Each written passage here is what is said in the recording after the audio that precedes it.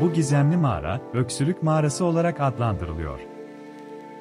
Bu mağarayı anlatmadan önce bulunduğu yeri anlatalım. Dünyanın en iyi turizm köyleri arasına alınan bir köy olan Hah sınırları içinde. Hah köyü Mardin'in Midyat ilçe sınırları içindedir. Turabdin bölgesi, Süryanilere göre Abidler Dağı anlamına gelmektedir.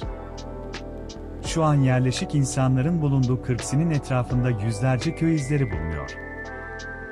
Milyonlarca insanların tarih boyunca yaşadığı ya da buralardan göç ettiği bölgelerdir. Bu mağaranın bulunduğu bölgeye Zavuran deniliyor. Bir Kürt aşiret konfederasyonundan meydana geliyor. 13 köy bu konfederasyonun içinde bulunuyor. O aşiretin ağları Çelebi ağlardır. Mağara 4-5 metre derinliğinde ve iki yöne doğru, anlatılanlara göre hiç kimse bu yeraltı girişimlerinin sonuna varamamış. Şu ana kadar kimse sonuna ulaşamamış. Bazılarının iddialarına göre, bir horoz bir girişine koymuşlar, yaklaşık 4-5 kilometrelik tarihi Hah köyünden çıktığını görmüşler. Şikeftakuk, Öksürük Mağarası'nda damlayan bir su var.